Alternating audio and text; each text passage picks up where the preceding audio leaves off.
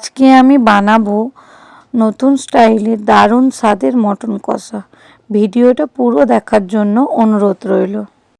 নমস্কার বন্ধুরা, আমি Mahua. Welcome to Mahua cookings. আবারও আমি চলে এসেছি নতুন স্বাদের একটা রেসিপি নিয়ে।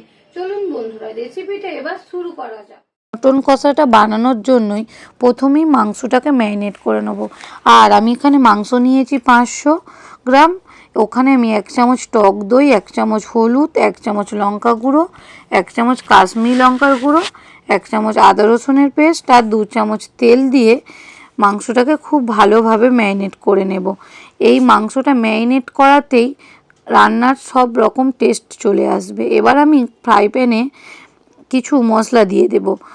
তার মধ্যে হচ্ছে স্টার ফুল, জায়ফল, জয়িত্রী, জিরে, মৌরি, গোলমরিচ, গোটা গরম মশলা, সাজিরে, তেজপাতা আর শুকনো লঙ্কা। এগুলোকে ভালো করে নাড়াচাড়া করে ড্রাই রোস্ট করে নামিয়ে রাখবো। ঠান্ডা হয়ে গেলে পরে মিক্সিতে বেটে নেব। তারপর আমি গ্যাসেতে কড়া বসিয়ে দিয়ে তাতে কিছুটা তেল দিয়ে দেব। সেই তেলের মধ্যেই দিয়ে দেব হলুদ আর নুন, দিয়ে আলুগুলোকে ভেজে নেব। দিয়ে খুব ভালোভাবে আলুগুলোকে ফ্রাই করে নেব। আলুগুলো আমার খুব ভালোভাবে ভাজা হয়ে গেছে। এবার আমি সেই তেলের মধ্যেই দিয়ে দেব গোটা গরম মশলা, গোটা জিরে আর শুকনো লঙ্কা ফোড়ন। মশলাগুলো খুব ভালোভাবে নাড়াচাড়া করে সুন্দর সেন্ট ছাড়লেই এবার দিয়ে দেব ওর মধ্যে পেঁয়াজ কুচি ও কাঁচা লঙ্কা কুচি। পেঁয়াজ কুচি ও কাঁচা লঙ্কা কুচিটাকে খুব ভালো করে নাড়াচাড়া করে ভেজে নিতে হবে। পেঁয়াজ যদি না নরম হয় তাহলে মাংসের টেস্ট ভালো আসবে না। পেঁয়াজটা আমার খুব ভালোভাবে নরম হয়ে গেছে। ওর মধ্যে দিয়ে দেব বেটে রাখা কাঁচা লঙ্কার পেস্ট, আদা রসুন বাটা আর দেব কাশ্মীরি লঙ্কা। এগুলো সবই আমি 1 চামচের মতো ইউজ করেছি। এবার ওগুলোকে খুব ভালোভাবে কষিয়ে নেব। কষিয়ে নিয়ে মশলা থেকে তেল ছাড়তে শুরু করলেই দিয়ে দেব 1 চামচ জিরে গুঁড়ো, 1 চামচ ধনে গুঁড়ো আর হাফ চামচের মতো গোলমরিচ গুঁড়ো দিয়ে আবারও খুব ভালোভাবে মশলাগুলোকে মিশিয়ে নেব। এবার আমি দিয়ে দেব ফেটিয়ে রাখা টক দইটা। সেগুলোকেও খুব ভালোভাবে মশলার সাথে মিশিয়ে নেব। একটু মশলা থেকে তেল ছাড়তে শুরু করলেই দিয়ে দেব স্বাদ মতো নুন।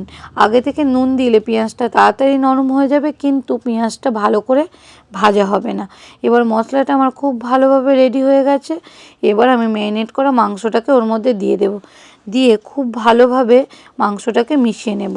এবার গ্যাসের ফ্লেমটা লো টু মিডিয়ামে রেখে একটু সময় ধরে নাড়াচাড়া করে রান্না করে নিতে হবে।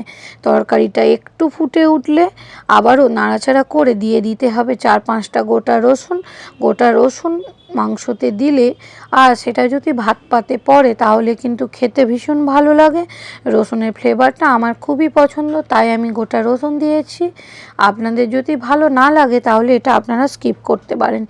এবার আমি রসুনটা খুব ভালোভাবে মিশিয়ে নেওয়ার পর দিয়ে দেব কেটে রাখা টমেটোটা দিয়েও খুব ভালোভাবে টমেটোটাকেও তরকারির সাথে মিশিয়ে নিতে হবে। তারপর আমি দিয়ে দেব গ্রেট করে রাখা 3 চামচ পেঁপেটাকেও ওর সাথে খুব ভালোভাবে মিশিয়ে নিতে হবে।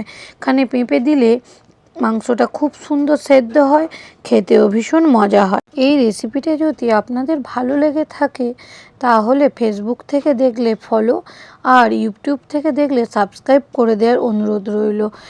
এবার আমার মাংসটা খুব ভালোভাবে কষা হয়ে গেছে আর মাংস থেকে খুব সুন্দর তেলও ছাড়তে শুরু করে দিয়েছে।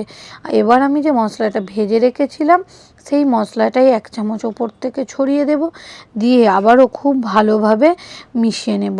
মেশানোর পরে যে বোলটাতে মাংসটা ম্যারিনেট করেছিলাম সেই বোলটা ধুয়ে বেশ কিছুটা জল ওর মধ্যে দিয়ে দেব।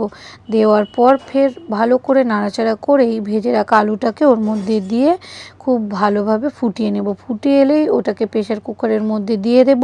তারপর দেব উপর থেকে 1 চামচের মতো ভাজা মশলা দিয়ে আমি প্রেসার কুকারটা বন্ধ করে দিয়ে 4টে সিটি দিয়েছিলাম। এবার আমার মাংসটা পুরো রেডি হয়ে গেছে। দেখুন বন্ধুরা কেমন হয়েছে। ভালো খাবেন, সুস্থ থাকবেন। দেখা হচ্ছে কিন্তু নেক্সট ভিডিওতে। বাই বন্ধুরা।